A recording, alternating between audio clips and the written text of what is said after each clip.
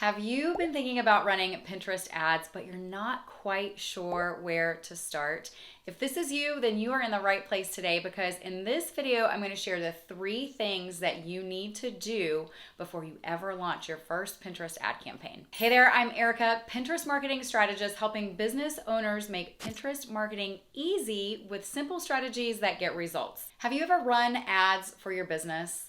Give me a thumbs up down below if you had. And I imagine, regardless of what platform it was on, the first time you hit publish was a little tricky. If you've never run ads before, it can be a little intimidating to get started. Trust me, I get it. I was 100% there with you. In fact, I may have closed my eyes and held my breath the first time I hit publish on an ad campaign.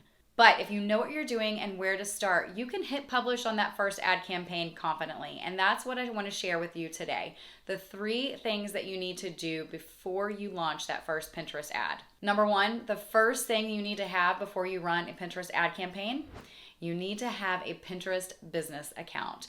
Now, I know this may seem trivial. Of course, you need to have a Pinterest business account before you run a campaign, right? But because you can have a personal profile as well as a business one on Pinterest, many people start using their personal profile for their business.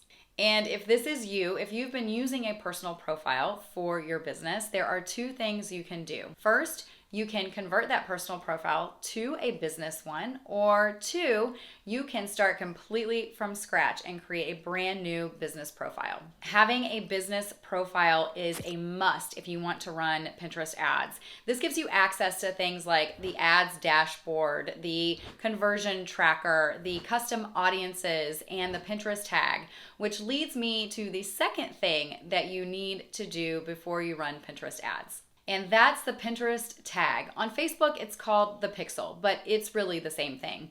It allows your website and Pinterest to talk together and to share data, essentially. If you want to track conversions or signups that happen as a result of your ads, then you have to have the Pinterest tag installed on your website. Okay, on to number 3. The third thing you need to do before you run Pinterest ads is to create custom audiences. Now, I love many things about Pinterest ads, but one of them is how creative you can get when it comes to creating your custom audiences. I could probably do an entire video on creating audiences. In fact, if that's something you're interested in, leave a comment down below and let me know, and I'll add that to my list for future videos. But to get started with creating your custom audiences, I usually use my client's email list. Starting here gives you 1, a warm audience of people who already know you and have interacted with you. And 2, it gives you the ability to create act-alike audiences of people who act similarly to those people already on your email list. And because I'm a visual learner, let's take a quick look at what all of these 3 areas look like inside of Pinterest. Okay, so I wanted to give you just a quick overview of where you can find all of these areas that we've talked about in this video, what they look like, because, I'm a visual learner. So to get started, if you have a business profile, that is the first thing that we need if we want to start running Pinterest ads. We need to have a business profile. And you can see that whether or not you do, by this little tab over here, you will have this button. And if you hit drop down, you can go to your home feed or you can go to your business hub. And this is kind of what the business hub looks like. Now, if you want to switch this account over, you can do that by clicking the settings drop down menu up here and selecting the option to convert your account. Second thing you want to do before you run Pinterest ads is install the Pinterest tag on your website. And in order to do that, we want to go to the ads drop-down menu and then select conversions. So we're going to do that, but I'm going to let you know my screen is going to look a little different than yours if you have not already done and installed or created a Pinterest tag.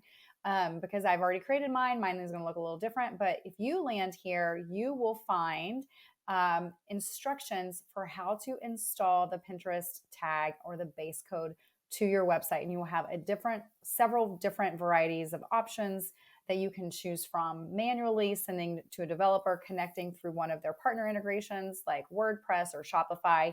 You'll find all the instructions here. And then the third and final thing that we want to do is we want to create our custom audiences. So in order to do that, we want to go back to the ads dropdown. Literally everything you need for ads is obviously under the ads drop-down menu. And you want to click on audiences.